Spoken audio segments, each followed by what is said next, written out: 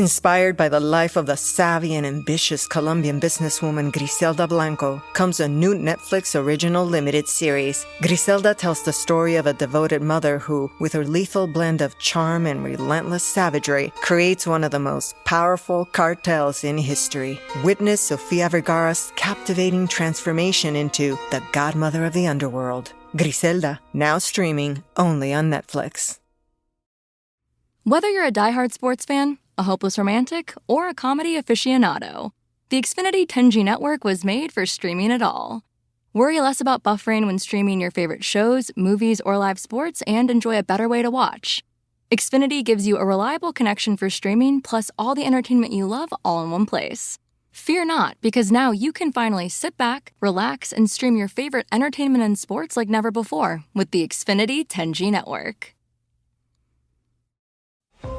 Listen to the 48 Hours podcast for shocking murder cases and compelling real-life dramas from one of television's most watched true crime shows. Go behind the scenes of each episode with award-winning CBS News correspondents and producers in Postmortem, a weekly deep dive. Listen to 48 Hours wherever you get your podcasts. New Mucinex Kickstart provides an all-in, one-and-done relief with a morning jolt of cooling sensation. From long commutes and early meetings to spin classes and school drop-offs, mornings are busy enough. Who's got time to tackle fevers, coughs, sore throats, congestion, headaches, or body pains? Not you. So come back with a kick. Buy Mucinex Kickstart at your local retailer. Use as directed.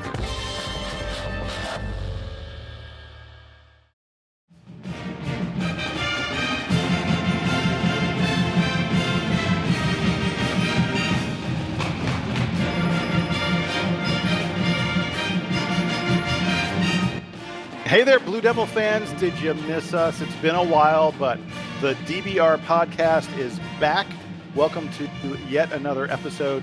I don't even know what episode it is. I completely forgot to check the number before I got started. Jason, it's 162, and we said I think I hosted last time, and I kept saying that it was episode 162. Today it's episode 162.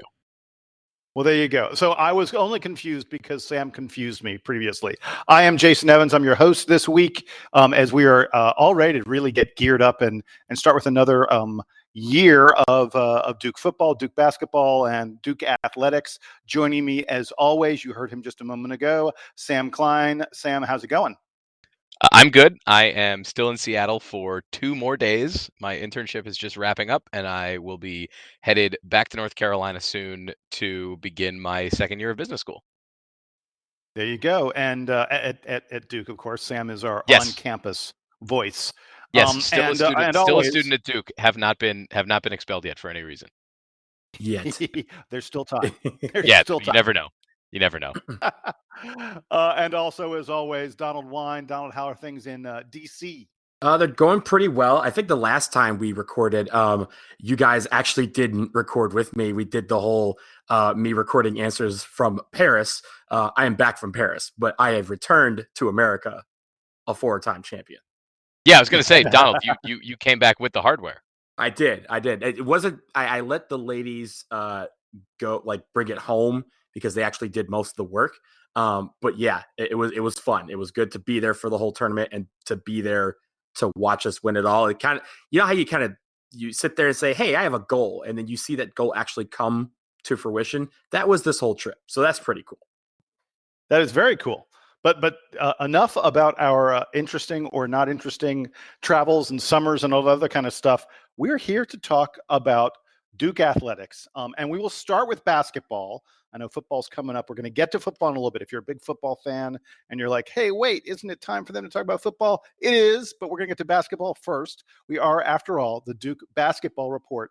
And gentlemen, this summer has unfortunately not brought a trip to Canada or some other foreign locale where the games are broadcast on ESPN and we get some behind the scenes special. We didn't get any of that stuff about the Blue Devils this summer. So we're operating a little bit, a little less information than usual, but fairly recently, we've been getting a few short videos, some comments from Coach K and John Shire talking about the team. And we've seen the guys working out a little bit. Let me ask what you guys have seen. Sam, I will start with you.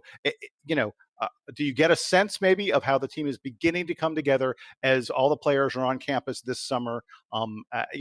Mixing the new freshmen, yet another group of new freshmen, with some fairly experienced returnees. Yeah, I think that the thing that we were looking at most in the spring when we were talking about this upcoming season and the roster, the overarching theme was there are too many guys for them to play big minutes or play the Coach K style tight rotation, lots of minutes for a few guys thing, because there are too many good players. And I think it's still I think we're still in that zone. I think we don't know yet that outside of perhaps like Trey Jones and Vernon Carey definitely starting, you could see a lot of the other starting positions on this team sort of move around. I'm excited to see Matthew Hurt and the impact that he's going to have, especially on offense. I think the team is really excited about Cassius Stanley and how mobile he is and the hops that he's got. But you have a lot of returning players who also are going to be competing for minutes. Dudes like Alex O'Connell, Joey Baker, who we obviously only saw a little bit of last year, but who we expect to see a lot more of this year. A guy um, who if he had come to school in his proper year, I think would be getting a lot more attention. So there's a lot of dudes who are in the mix, and that's I mentioned a handful of guys that I think are going to have an impact this year, and I'm leaving out all of the potential captains. Right? We got Javin DeLaurier, we've got Jack White. The veterans on this team are not going to be the flashiest ones, so I I don't know that I have any big takeaways from all the media from this summer, and I think the program, as always, has been doing a great job of keeping us up to date about what's going on. But it does seem like all the guys are on campus. They're excited to get to work, and like you said, Jason, they didn't have a summer trip where we could really see them in action. So we're even more excited to get the season going and to see what they look like at Countdown to Craziness. Yeah, I'm glad you mentioned some of those experienced guys. I mean, look, we know the freshmen are going to have a big impact in the past decade or so. That's always the case at Duke, and in all likelihood, this team will to some extent sink or swim based on the play of Carey and Hurt and some of those other guys. That said, something I noticed in the videos and in some of the conversations that Coach K's put out a video and John Shire's had a couple of them. I'm really excited about the experienced guys coming back. I feel like this is a pretty darn experienced Duke team. I mean, Trey Jones played pretty much every minute he could last year. And it's been a while since we had a really experienced point guard who wasn't a freshman. So I'm excited about that. Javin DeLaurier and Jack White played big minutes. Alex O'Connell had certainly had a number of games where he played a significant role. Even Goldwire and Baker were able to play meaningful minutes in important games last season, and that's a good core of guys who will be able to tell these freshmen what it takes to succeed at this level, the kind of focus, the kind of intensity. And that's one of the things I've seen in the videos is that the experienced players taking the lead as they should, and making sure these freshmen are playing, with the kind of effort that you need to have to succeed when you're playing, in the ACC and playing the kind of schedule that Duke's going after. Hey, Donald, talk to me. Do you see anything in the workouts and in what these guys are going through that you found interesting? Yeah, I think the first thing that I give Blue Planet credit, because one thing that they can do is show how a team is coming together better than any school or institution or even professional team that I've ever seen. We see these guys having fun in these workouts, and you hear about the summer workouts being grueling and grinding, and a lot of coaches will like hype that fact up, but our guys are having a lot of fun, and I think that is yielding results. One, the team looks close together. They appear to be having fun together and growing as a team. We've seen that last year, and I think that camaraderie is what shows, and that's what helps teams when we have tough times. We're going to have some tough times this tournament. Or not the tournament, but during the season and the tournament, we're going to have some opportunities for doubt to creep in and all of the negative naysayers to kind of infiltrate this team. But if you have a close knit team, that won't be it won't have an impact like it will on other teams. And I think that is good that that's being started here in the summer.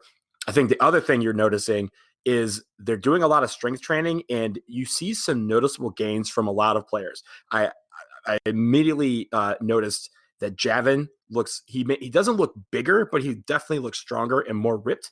I think that's going to be good because we're going to need his presence in the post, and I think he understands that when when he has the ball, he's going to have to be strong with it, and I think this is a part of that.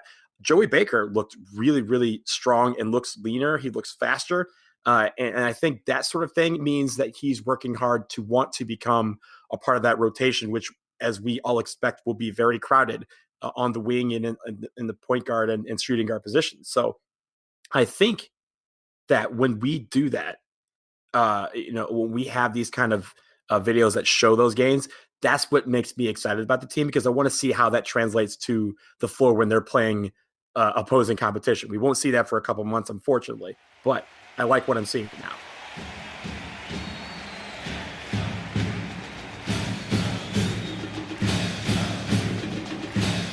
All right. So, in addition to looking at the players playing on on video and such like that, there was some recruiting news this summer. Duke picked up another big time recruit. It's like the beat goes on for Coach K. He landed Jalen Johnson, widely considered one of the top 5 or so players in the class. 6'8", very long, but a small forward with point guard kind of skills. Just a wonderful, wonderful recruit for the Blue Devils. Donald, I'll go to you first. Obviously not surprised to see Duke once again putting together what looks like it'll be one of the top, if not the top, recruiting classes in the country. Give me a little bit of what you know about Jalen Johnson. Well, he's really smooth with the ball. He can put the ball on the floor for a guy his size. He can make the play. He can make the right pass. He can, like you said, he's kind of a point guard out there, which is obviously good in an offense like ours. But he also is very good at catching the ball off the three. He can get around, make a play, get open, and if he's in a position, he can square up and shoot it, which I think is one of his best strengths. Now, I think he has that combination of size and point guard skill that we don't see a lot in college. And so I think that is a good thing for us to have. It means that he's probably going to be playing multiple positions maybe, and also that he's going to be a versatile kind of guy that we can rely on to do more than one thing. I think the one thing that I'm looking to see him grow on is he has some defense, but I feel like when it comes to his game is more suited to be a complementary player as opposed to being the guy. And we obviously need, a little bit of both, but I want to see, this year as he goes into his senior year, can he be the guy at times if we need him, because there's going to be a point where Coach K is going to rely on him to step up and be the man, whether it be for a play or for a stretch or for an entire game. And I think that's kind of what I'm looking to see from him this year. Yeah, Donald, I think you hit on the interesting thing about Johnson, which is that we don't know if he's going to be that first guy. Seems like a really nice complementary player, perhaps in the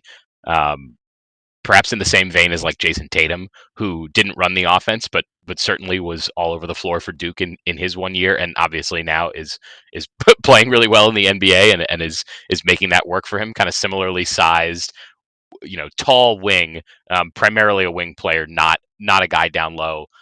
The other recruit who may be deciding soon here in the fall, that would be an interesting piece to pair with Jalen Johnson is Walker Kessler, the center from down in Jason's neck of the woods and outside of Atlanta. Who's a real big man, which Johnson is not. And so I'm curious to see if Duke's going to be able to pull him in, and then also which of all the stud wings that we talked about earlier that Duke has around this year, how many of those guys are going to still be around next year. Jalen Johnson, I think, regardless of the overall roster construction, gets a ton of minutes next year for Duke. He's a 5-star guy, so he's going to expect to get minutes. One of the best players in his class in the country. But the question is, how much is he going to have to contend with all the other dudes that that are coming in this year? How many of them are going to be sticking around? And I think that we're not obviously going to know that, at least until the season gets started and we can kind of see, how good is Stanley playing, how well is Wendell Moore playing, all these guys who are going to sort of be competing in that big soup of wing player minutes. Duke looks pretty good at point guard for next year, but I think that group of wings is still going to be in flux, and there are still more guys in the pipeline. So I'm excited about Johnson. I'm glad that Duke was able to get a player who is a strong wing, kind of early in the recruitment process, and let's see if they can pull in the big man as well. Well, it's worth noting. It always seems like Duke has so many really highly regarded guys on the wing. Even if it was just Jalen Johnson and guys who we think are pretty likely to come back next year, we'd be in great shape. But there's still a couple other guys we're recruiting Zaire Wade, Cade Cunningham. There are a few other names out there of players that Duke is after who would play on the wing. And one of the nice things about Jalen Johnson is he has the skill set to fit in a whole variety of different ways. This is a guy who, for his AAU team, has played point forward. He's certainly capable of handling the ball and operating like a point guard. He's a good enough passer that he can do that for sure. He's a very good outside shooter. He can slip over and play a little bit of shooting guard, small forward. He's got the size to play power forward, especially at the college level if you wanted him to. He's 6'8". So there are a lot of ways that he can fit into whatever the roster may be next year. And Sam, I'm glad you mentioned Walker Kessler.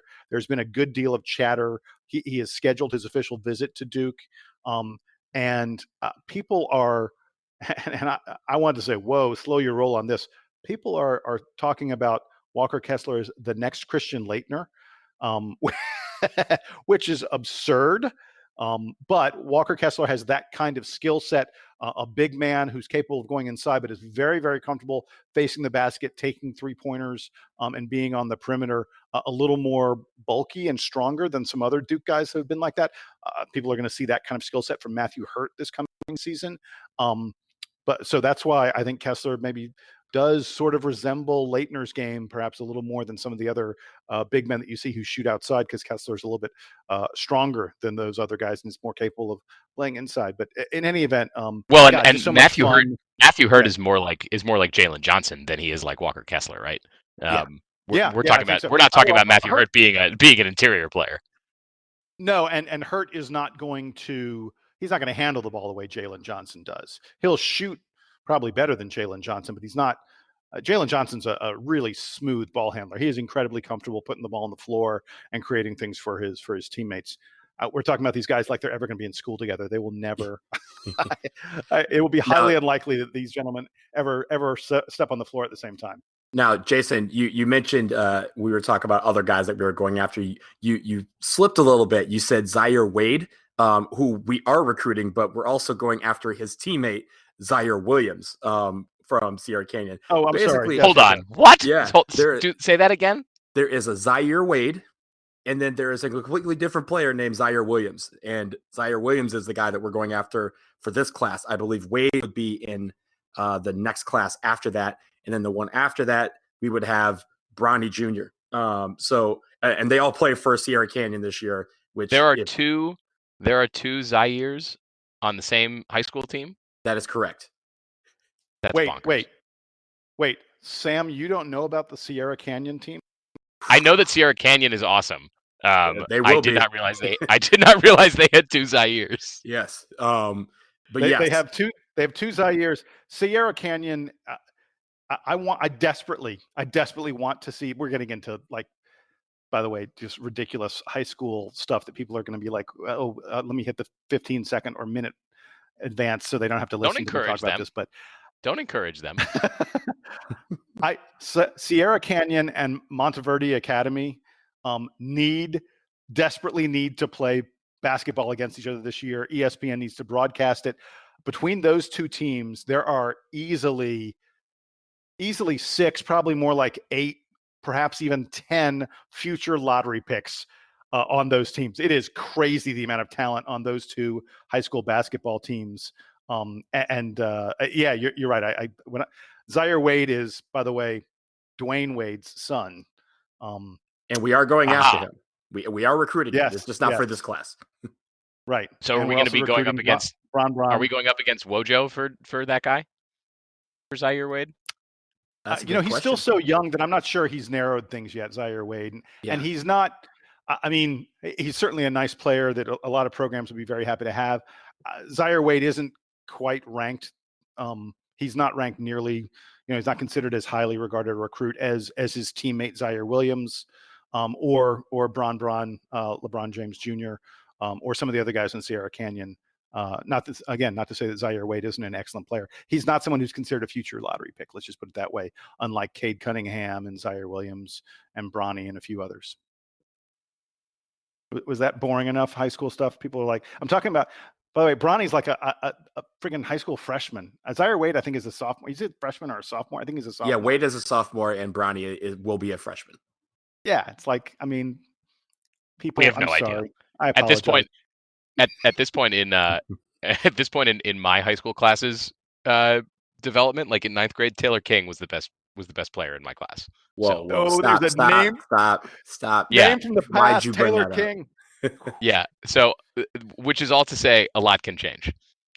Everybody take a puff in honor of Taylor King. Oh, no, don't do that. That's see what you know. That's me. Come on now. He had to transfer to 2 different schools. Anyway, Duke fans, we don't have to dwell on that anymore. Can we talk something else? Yes, please. Let's. But the irony is, we're just talking about the past, the history. Let's talk history a little bit. Ken Palm. Oh, I'm excited. I'm excited about this topic. Good. Let me introduce it to people, and then you can go and run with it. Ken Pomeroy has come up with his rankings of every program since 1997. Why since 1997? Well, because that's when Ken Palm started collecting all his data. And he has ranked the programs. He has this wonderful page on his website where you can see where it was 357 or something like that? 353. All 353 programs in Division I, where they rank. The team at the very bottom, team number 353, the worst program in all of college basketball is Grambling State. The best program in all of college basketball, Ken Pomeroy says, the program that has the most amount of success, the job that every coach would want, just a program that you can predict will be at the top every single year. He says that program is the Duke University Blue Devils. I don't think any of us are that surprised at that. I'll just really quickly tick off the top 5. It goes Duke. Kentucky's fairly close to Duke. And then there's a pretty big drop to Kansas, then North Carolina, and then Arizona. I'm not going to continue to go through the entire list. It's fascinating to look at. He breaks down in a number of different ways. One of the coolest things he has is he shows you how many years each program has been in the top 25 in his rankings, meaning they were one of the 25 best programs in the country at the end of the year. Duke and Kansas, 100%. Every single year, they are a top 25 program. I think that's just what an amazing testament to the longevity and the continual success that Coach K has brought to us. Sam, you wanted to talk about it? Run with it, baby. What you got? There's a few interesting nuggets from here. The first is that I wish that he had cut it off at because he was talking about how he wants to do enough recent history that it's still relevant. And he took the data back to 1997, which is when his rankings begin, I believe, or he has some set of data that only goes back to 1997. So therefore, it encompasses that amount of time. And he said that somewhere in his write-up, I believe, he said, we could have gone even farther back. Obviously, if you go back a few more years from there, then you would actually get one of those times when Duke probably didn't end up in the top 25, back to 95. But regardless, I thought it would have been interesting if he had done this more from the lens of recruits. So the intro that he gave to the rankings, which I thought was really cool, was, when it's coaching carousel season, everyone talks about, should this guy leave for that guy? Should this coach leave for that job? Is it a better job than the one that he has? And this was sort of a way to evaluate which programs are actually better. So using this methodology, you would say any coach would leave their job to go coach at Duke. Now, Is Roy Williams going to leave North Carolina to coach at Duke? Probably not. Is John Calipari going to leave Kentucky to coach at Duke? Probably not. But for everyone else, I think it would have been fun to do this as an exercise for what do recruits care about. We talk about we talk a lot about where recruits are interested in going and which programs are hot. And I think that the pitfall that commentators will often fall into is thinking, oh, well, that so and so wants to go to this school. Look at all their great history. And you got to remember that when recruits are 16 years old, if they only remember back to when they're 5, they can only remember 10 or 11 years worth of players. So guys that Duke is recruiting now don't remember JJ Redick in college. They might remember Nolan Smith and Kyle Singler being in college. They might remember Kyrie being there. That might be like the first star at Duke that they remember is Kyrie, and he was only there for half a minute. So I kind of wish that these rankings had only gone back 10, either say 10 years for like the useful memory of recruits, or go back 18 years to say this is the lifespan. For the length of time that this year's high school seniors have been alive, these are the best programs. Because I think it would have been more fun to do an analysis that way and say these are the programs that are still relevant right now. UCLA last went to the Final Four in the mid 2000s. They haven't been back since then. UCLA is not cool anymore. UCLA's got a ton of history. They have the most national championships, but all of that is in the way distant past. And does it even matter to recruits anymore? I think that's where it's fun to sort of compare the programs. Looking at the specific teams that are in it, I noticed a couple of programs who've got vacated wins who still hung on pretty strong. Louisville is there at number 8, and I believe that since they stripped the national championship, they now have no championships during that time frame. Memphis came in at 22. I know they've had some wins vacated. I think it was also interesting to see the teams that were ranked really high that don't have national championships. So Ken Pom said that he didn't want to weigh too heavily on postseason performance, but obviously, we're all going to look at that. On the one hand, you have UConn, who's got 4 national championships and came in only at 19th, probably due to their current situation of being in a lesser conference and not having had much very recent success. Well, and worth noting that they are the team that has, I believe, 2 of their national titles they won as a team that wasn't that highly regarded. They won one of them as like an 11 seed, didn't they? No, it was 8. They were an 8 seed. Whatever it was. I mean, Ken Pomeroy was like, yeah, UConn is just, their 2 of their titles are teams that objectively were not good. I mean, not they were bad teams, but they certainly weren't great teams. They certainly weren't top 20 teams. So anyway. But teams that on the flip side, teams that don't have national championships that are high on the list, if you ignore Louisville because they won one, they just didn't officially win one. But you've got Texas, Ohio State, Gonzaga, UCLA in that range. 3 of those obviously sort of more traditional powerhouse athletic programs in general, but the Zags coming in at number 12 is really cool, and to me almost undersells how awesome and consistent the Gonzaga program has been during this time span. Because Jason, you mentioned that Duke and Kansas have finished in the top 25 23 times. I think the Zags were like right behind them. And 22. Small school. They're next. Yeah. The small school from a small conference, and they're right there every year with all the blue bloods. I think that we don't appreciate enough how incredible Gonzaga's run under Mark Few has been. That they every year turn out a team that is top 10, and that in a ranking that goes back 20 years, they're one of the 15 best, 12 best programs in the country when they're a tiny school out in the middle of nowhere. I love that Pomeroy said, oh, this is a ranking of who, what coaches would take different jobs. And at first I sort of laughed at that. And then I was like, Villanova comes in at number 7. I'm like, if Jay Wright was offered the Duke job, he takes it, right? I mean, that's not even a question. Yeah. I don't know about that. I think that there's another, I can't remember which sports writer invented this, but all these sites now do these trade value columns, which is similar to the conceit here, which is let's just rank all of the things. And the conceit on trade value columns is basically rank all the best players in the sport by, if you traded, like if number 1 was on the trading block, you could give up any of the other players in the world for him because he is more valuable. And then you could trade number 2 for number 1 if you gave up a little bit more with number 2. This sort of works the same way, which says if you have the Kentucky job, you would automatically take the Duke job. The logic sort of breaks down, I think, when you get really high on the list to the premium Hall of Fame type guys, right? Hall of Fame coaches are usually not bouncing from one school to another. Shout out to Roy Williams, who left Kansas for North Carolina. But usually that doesn't happen. You also usually don't get superstars traded from one team to another. It kind of works the same way. I don't know if Jay Wright would leave Villanova for the Duke job. I mean, he's a legend in his own position where he is now. And does he want to sacrifice that to potentially become a legend in two places? I'm not sure. Well, and obviously there's do I want to even follow Coach K? Do I want to follow the GOAT and have to, live up to those shoes, fill those shoes, so to speak. But hey, Donald, sorry, your turn to wax poetic about this ranking that says that Duke is the best of all time, or the best of the past 23 years. Yeah, we'll start with the fact that, I think you forgot. I mean, you didn't really forget, but you kind of undersold the fact that we've been listed in the top 25 every single year on this.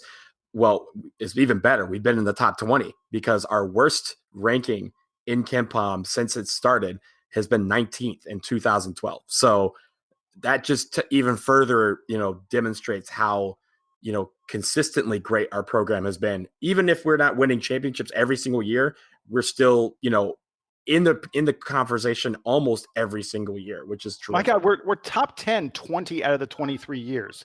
That's absurd. Do you know how hard it is to be in the top 10 every year? It's just crazy.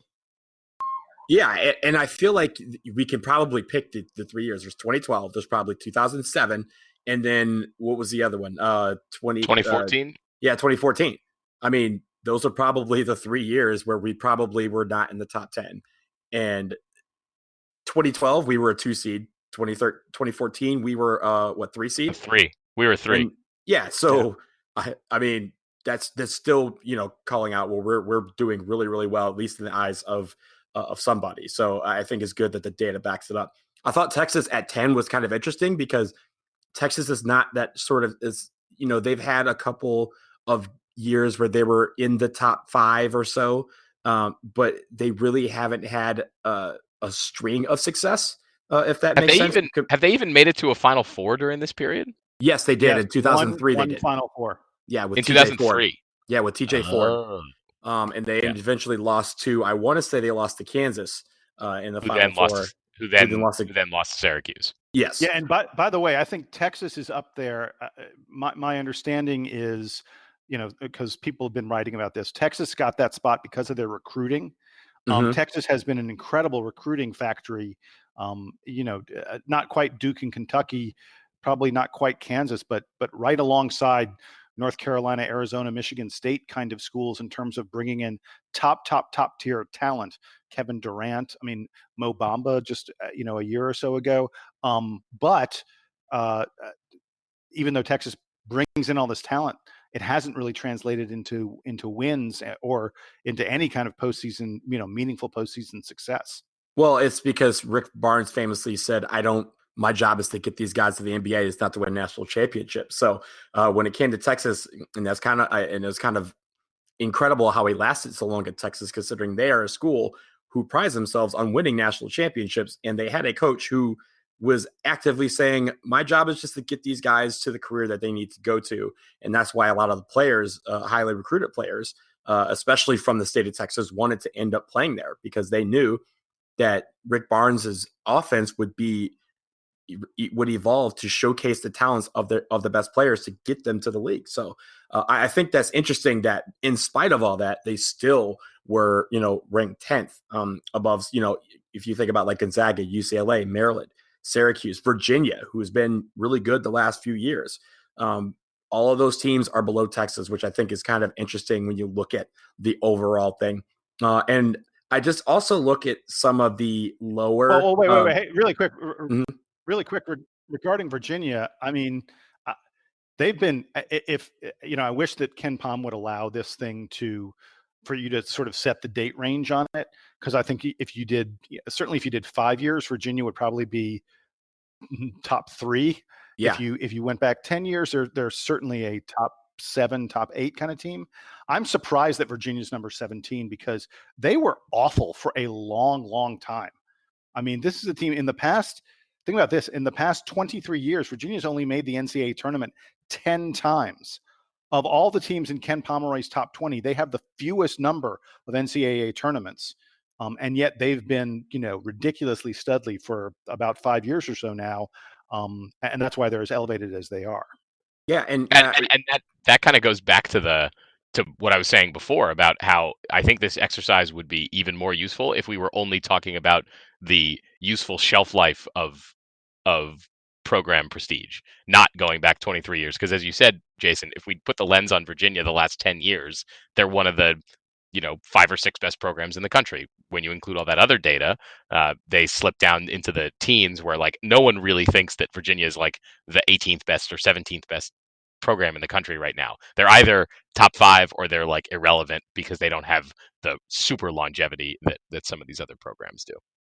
And that brings up Jason's point brings me to my final point about this. And when I was looking at this earlier, I was commenting on the worst range and how low a team has been in the last 23 years.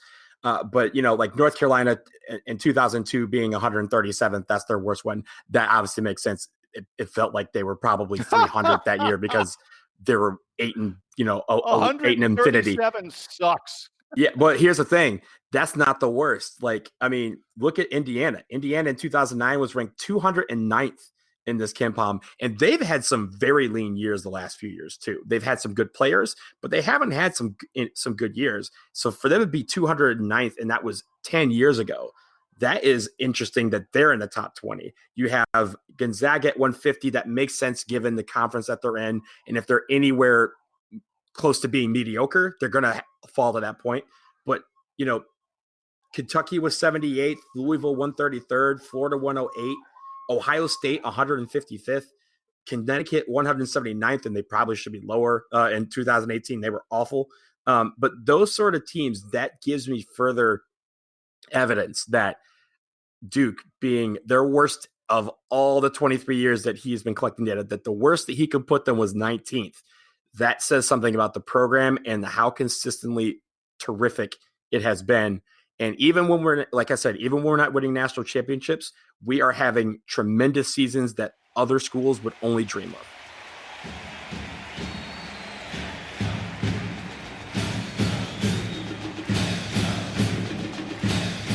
All right, gentlemen, we promised at the top of the podcast that we would talk football, and we absolutely need to because the football season is really just a couple weeks away. Duke begins with Alabama. Oh boy. And we're gonna have a intense Alabama preview coming up, folks, in not on this podcast, but coming up in about a week or so. But the cool thing about that Bama game is all 3 of us will be in attendance. We will all be there together, not sitting in the same seats by any stretch of the imagination. We'll be using some press passes and other stuff like that. But folks, we're going to do some kind of tailgate meetup. We'll have details on that once we get it all figured out. But if you're planning on going to the Chick-fil-A Bowl in Atlanta to see Duke play Alabama at the end of the month, just know that the DBR podcast crew will be on hand, and that we will have some kind of situation for you where you can come by and say hi, and who knows what else we'll have. We may have some fun stuff there. We'll have to see about that. But guys, as we look ahead to the football to the football season on a whole, Sam, I'll start with you. What impression do you have of what's coming up for the team and what kind of a season it's going to be? I think that Alabama game is on the one hand extremely fun because, as you said, we're all going to be there, which will be great, and it's cool to get to play the best programs in the country. That being said, the last time Duke played Alabama back in 2010, that game dealt them such a hangover that it felt like they never really recovered, and they went on to only win, I think, 4 games that season. So we hope that is not the effect here. Obviously, after this game, Duke has a game against North Carolina A&T that should be much, much, much easier, and then has to go on the road again to Middle Tennessee before also going on the road to face Virginia Tech at the end of the month. They do get a bye week in there, which is good. So hopefully the Alabama hangover is gone by the time Duke travels to Blacksburg. But regardless, it's going to be a tough start to the season, and in particular on the offensive side of the ball. Duke is going to be initiating a lot of new offensive skill players. Obviously, Daniel Jones isn't there anymore, so Quentin Harris is taking over at quarterback.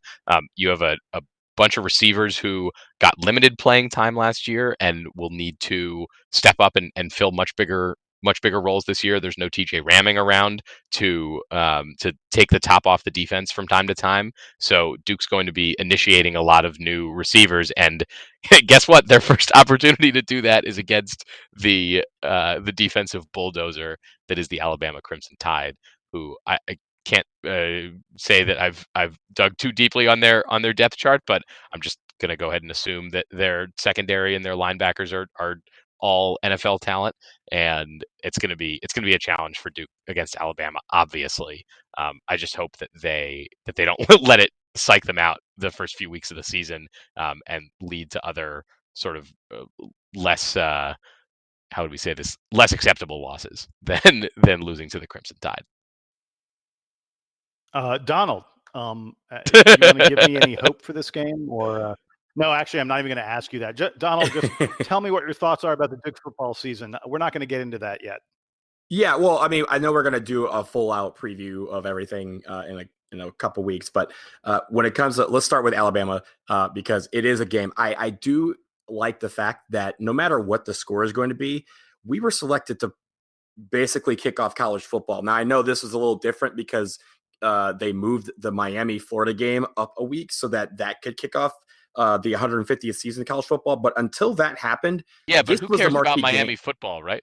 I know, right? Hey, But no, seriously, like the fact that they decided that this was going to be the marquee matchup for college football's 150th season, and they picked us. That says something about what heights our program has gotten to in the last decade and a half under Coach Cutcliffe. Did you think in 2004 that we'd ever be playing in the Mercedes-Benz Stadium? Probably not. We probably were hoping to get on television, and so fast forward to that, we're walking into the Benz against Alabama. It's going to be a sight to see. I mean, I don't know. I think we are up for it. I don't know if we're going to score a lot of points against them, but in the end, it's going to be fun in the sense that these guys are going to get an experience that this program really hasn't had in a long time. So I really commend the program as a whole for that. But also, I want to we're going to talk about it in a couple of weeks, but I want to pique your guys' mind at a game that you're probably going to be like, why are we talking about this game? It's that following week against North Carolina A&T. Why am I shouting at A&T? Because A&T is really damn good for FCS school. They have been tearing up FCS the last couple of years. They have great athletes, and that is not a game that we need to. If we're going to have a hangover, it better be for a day because A&T will want to play us. They have wanted to play us for a long time. We haven't played them in quite a while, and these guys are going to be up for that game. That's going to be our first home game. And while we're thinking, yeah, that's going to be an easy cakewalk, it will not be a cakewalk because A&T has a lot of athletes that are very, very good, and we need to make sure that we're on our P's and Q's for that game. Look, my thing I'll say about the whole football season is we're clearly, Sam mentioned it, on offense, we're clearly not going to be as experienced as we have been. But every year we see that Cut seems to be bringing in better and better classes of recruits. He redshirts a lot of them to make sure that we have them until further along in their careers. And I hope we're going to. I hope we're going to see the fruits of that somewhat in this season. I know that at the ACC Media Day, Duke was picked 5th out of 7 teams in the Coastal Division. Virginia, Miami, Virginia Tech, Pittsburgh all picked ahead of Duke. We're supposed to finish ahead of North Carolina and Georgia Tech. Georgia Tech's, I think, going to be awful this season as they adjust from the end of the Paul Johnson option era. But I'd love for Duke to find a way to creep up to maybe 3rd or 4th in the Coastal Division. Really show that this team is continuing, the bowl streak that we have. Going to the bowls very, very consistently and being competitive. And I think this Alabama game is only a fool would say Duke's going to win the game. I really have high hopes that we can be competitive with them. to some extent, in maybe even into the second half. I mean, look, when Duke played Clemson last year, it was not completely uncompetitive for much of the game. So I hope that we can have another performance like that. And I think Duke is not so outclassed athletically that we have no chance of being on the same field with these guys. And that's a change from what it used to be. So full props, and I know Coach Cut is getting these guys ready. And it'll be It's a nice exciting. thing. It's a nice thing. This is one of those years where the teams get 2 bye weeks instead of 1, just based on the spread of weeks between Labor Day and Thanksgiving. So they get, like I said, that first bye week comes only after week 3 of the season. So they have Alabama and then 2 other non-conference games before the bye. They get another bye at the end or at the beginning of November, basically, before having to host Notre Dame in Wallace Wade Stadium. So Duke's got a tough schedule this year, having to play both Alabama and Notre Dame, but they do get the 2 bye weeks in there as well, to hopefully nurse more of the injuries and be a little healthier as the season rolls on.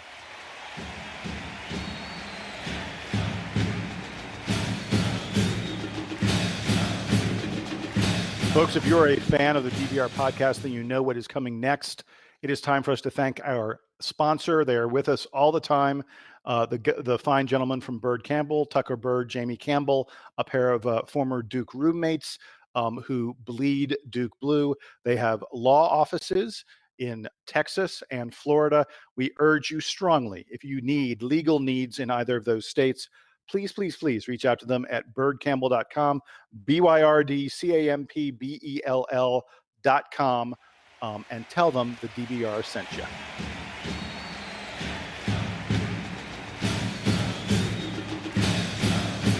Guys, it is time for our parting shots. And ordinarily, the way this works is I toss to you guys, and you guys each do your parting shot, and then I do my parting shot. But I have two parting shots this week. And because of that, I'm going to go first.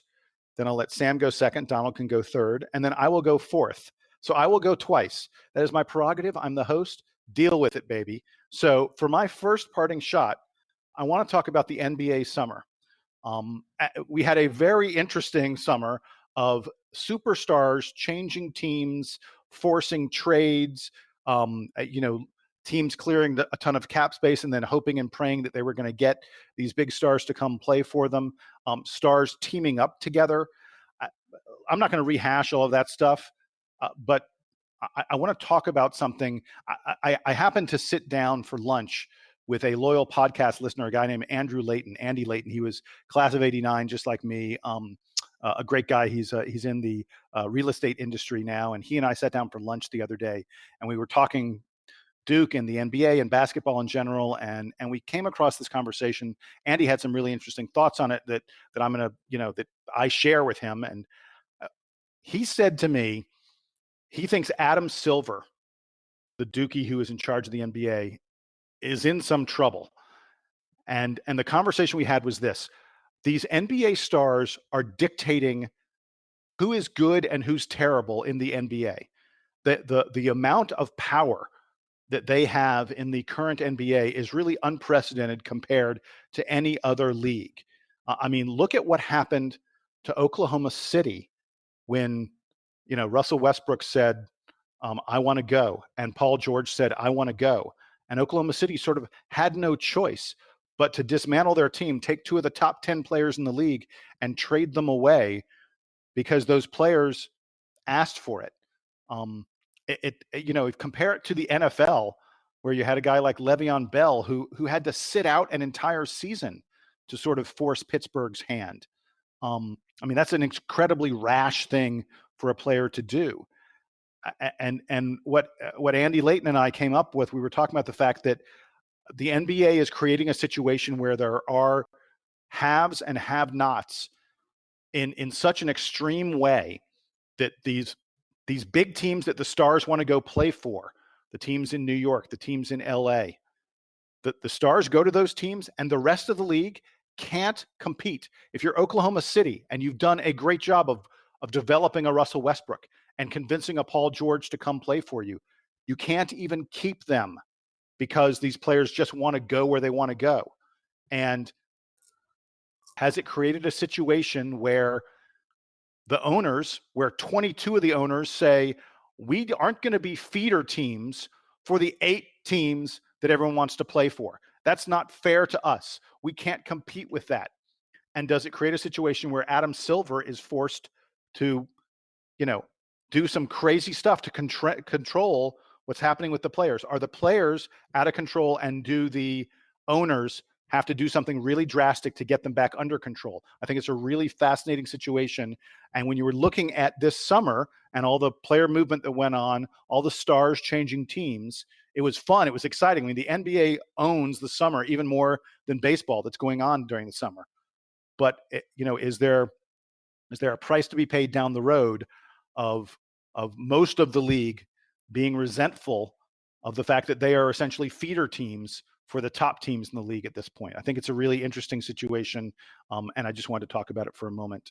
I don't know if you guys have any comment on it, or if you think I don't think it's as dire as you made it out to be, because while yes, players want to play in Los Angeles and in New York and Houston or wherever it is they want to go, these things are also cyclical, and teams like the Spurs and the Raptors and the Warriors, maybe to a lesser extent because they are in one of these premier cities. These teams are going to pop up from time to time and be able to build good teams before possibly fading back. But how is this different than any other sport? The most storied franchises in any sport are going to be filled with stars from year to year, regardless of sort of what city they're in. So I don't think it's as big a deal as you're making it out to be, but I could see where it tracks worse if this is sort of the beginning, and players become much more aggressive about taking 1-year deals and moving around a lot and wanting to go to other places. As it is now, I think it's fine. I think that it's cool that the players have all this personality, and that these little mini rivalries all crop up all over the time. We don't have the same kind of longevity on the rivalries, but they're arguably as fun as they've ever been. Yeah, and I agree with you in that it's cyclical, because here's the thing. I mean, I think a lot of cities are usually on that list, but the teams aren't. For example, this year, I mean, nobody really went to LA except for the trade for Anthony Davis. I'm sorry, to the Lakers except for the trade for Anthony Davis. They went to the Clippers. Nobody went to the Knicks.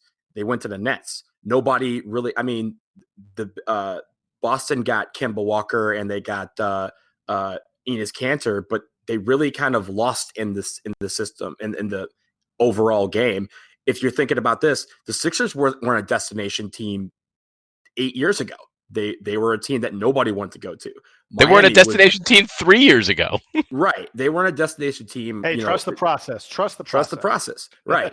And you had teams like the Knicks was a place that a lot of people ended up. They didn't actually sign there. They just ended up there. Boston's the same way. They did. I mean, Kemba Walker and Enes Kanter are two of the first big name free agents to actually sign with them and not be traded to Boston. So they have that sort of thing.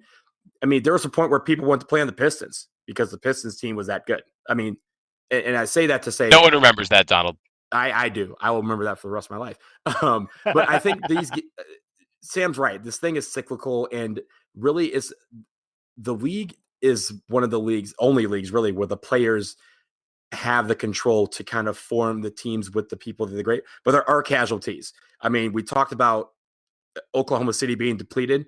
Well, Chris Paul is now there, and Chris Paul is desperately trying to get out, and no team will take him because of his salary. So he is probably going to be stuck there for a year, and then they'll have to figure out how to get rid of him next year. But in the end, a lot of these guys are saying this is the one league where guys can say, hey, if I want to go play with these players, I can just talk to them and go play with these players. It doesn't have to be in my city. It could be in another city, or they could all come here. But in the end, it always has worked out for the most part over the last 15, 20 years, where the best players end up playing with each other. And that started with the league trying to do these super teams and trying to encourage them. And now they want that they want that back, and they can't get it because they've given the players a little too much power and freedom to do that. So it just is what it is.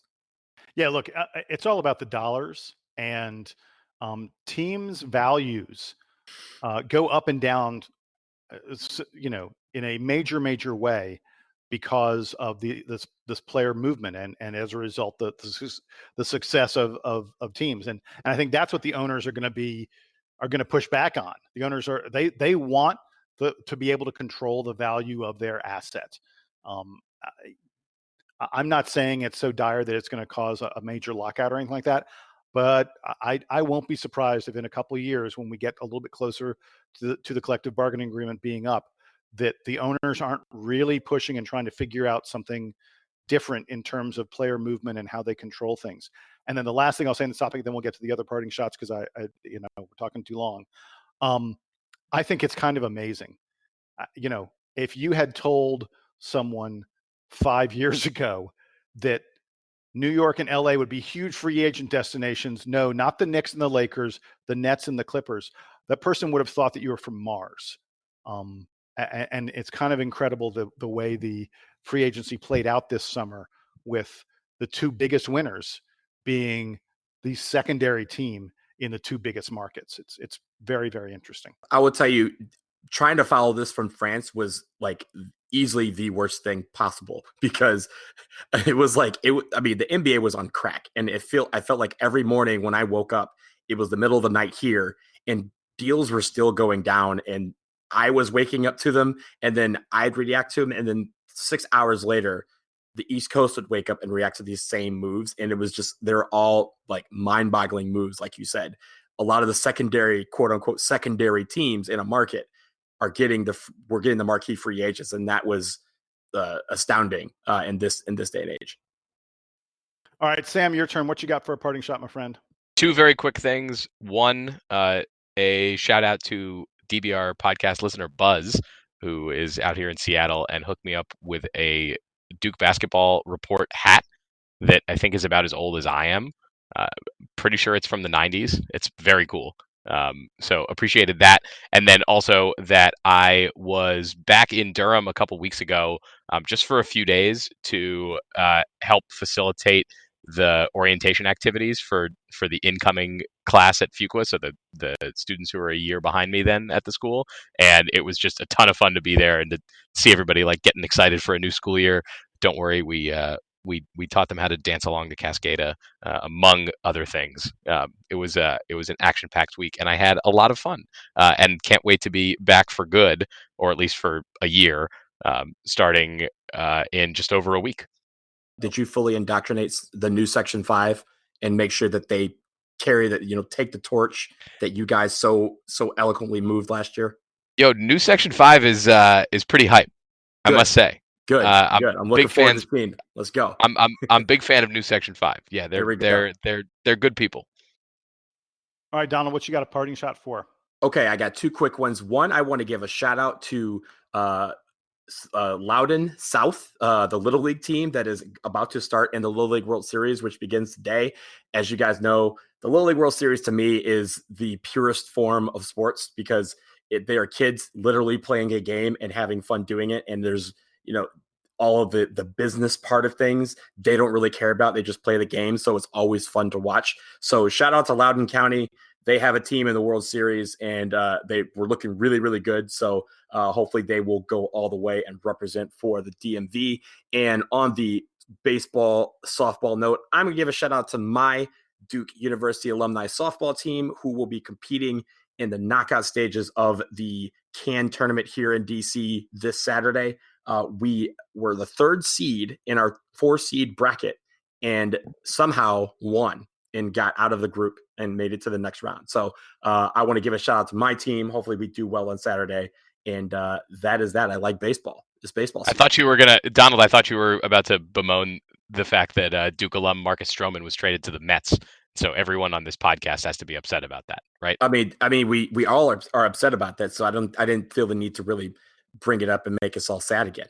Look, I'm still a Marcus Stroman fan, just not the same way I was before. I can't take pure unbridled joy in his success anymore.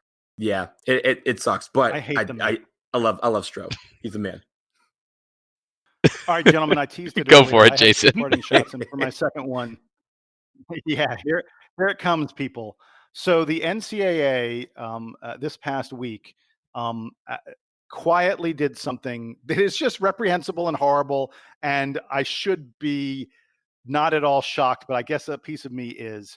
There had been recommendations made by Condoleezza Rice's committee and some other folks in the wake of the horrific UNC academic scandal. These folks said that the NCAA needed to have some kind of reform that would allow it to handle academic misconduct, the kind of stuff that UNC did, where they said, "Oh no, this isn't a crime because we allowed other students to also take part in this horrific academic fraud." And the NCAA sort of went, "Yeah, there's nothing we can do about that. We know that it was designed for athletics. We know that this scandal was that Carolina compromised their academic integrity, but we really don't have any say over academic integrity, even though this clearly was related to athletics." And so there were all these panels, all these working groups who had got together and said the NCAA needs to put in bylaws that would allow it to deal with this sort of thing. They can't retroactively punish Carolina because they're a bunch of spineless cowards, but at least we can deal with it in the future. Oh, guess what? Hold on to your hats. The NCAA decided, despite the recommendations, that they are not going to get into the game of trying to figure out whether academics are legitimate. And the reason they decided not to, and this is what has me really pissed off, there were two powerful conferences who said, no, we shouldn't do this. According to what, the sort of the insider story is, the ACC and the SEC said, we don't want you, NCAA, getting involved in judging the academics of a school and judging whether or not schools are getting around academic requirements to help their athletic programs. Shame on the ACC and the SEC. I expected out of the SEC.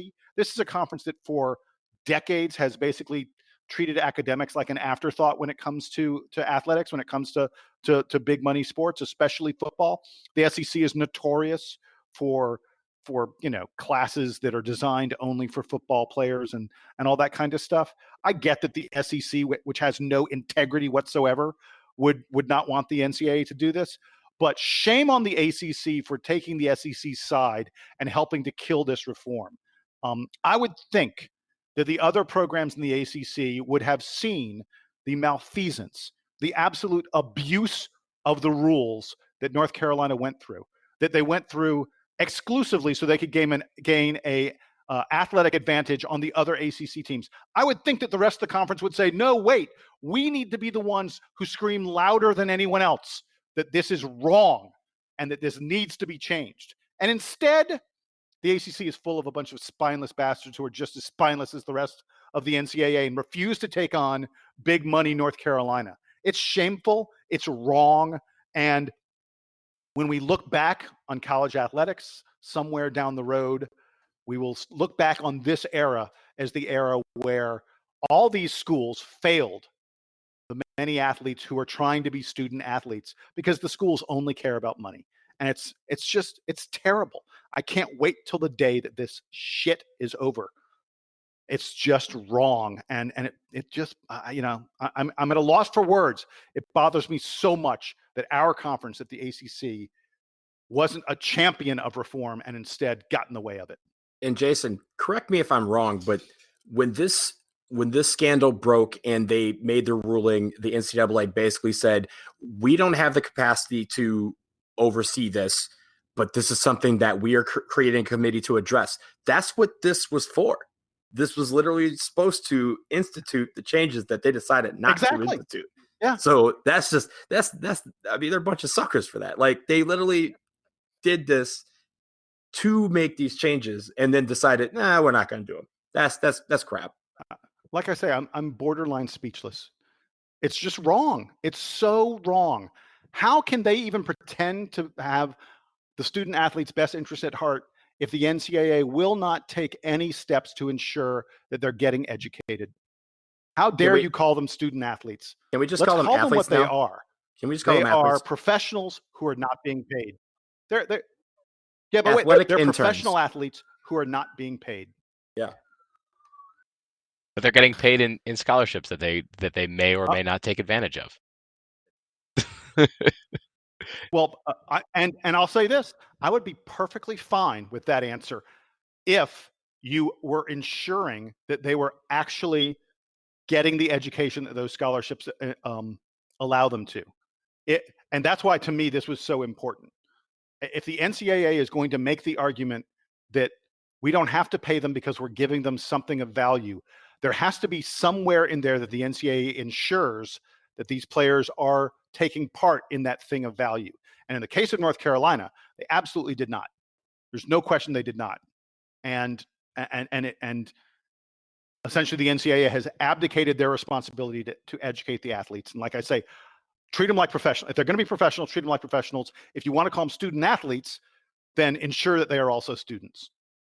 And this committee, another thing that I'm kind of perplexed that they didn't address, and it goes into the line of like, student athletes, whether they're being paid, all this stuff, is that they still have on the books that a school can cut you after a year and revoke your scholarship. It's a year-to-year thing, but a player has to go through the transfer portal. They have to sit out a year, and really they have these other, things put in place. I'm actually surprised that no one has actually checked the NCAA on this, because that is something that I think in the next couple of years, if this academic stuff doesn't get sorted out like it's supposed to, if all these other things with regards to compensation don't get addressed, someone's going to go and say, look, if you can basically fire me, then I'm technically an at-will employee, and I either should get paid, or B, should be able to move freely within the 353 basketball schools, or 100 and whatever football schools that there are in North America. Because if I can't do that, then or if that's the case, then really these guys should be being able to offer themselves to the highest bidder. Look, we've been at this for more than an hour on this podcast. Yeah, we could go along another hour. We could entirely, yeah. There were things you just mentioned that I was like, wait, I want to talk about that for the next 10 minutes. We're not going to do that. Don't worry, folks. This edition of the DBR podcast, number 162, is all wrapped up. We are all done. Again, I want to thank our sponsors, Bird Campbell, those fine gentlemen, for bringing the DBR podcast to you. I want to thank Sam and Donald for joining me. I want to remind all of you once again, come to the Chick-fil-A Bowl in Atlanta, or what is actually the Chick-fil-A Kickoff Special or Classic, whatever the heck they call it. Come see Duke play Alabama, and come see Sam and Donald and I. We'll be someplace in the parking lot. We'll let you know all about it in coming weeks. But that's going to wrap it up here on this latest edition, this summer classic of the DBR podcast. I am Jason Evans. Thanks for joining us. It is time for the Duke Band to play us home.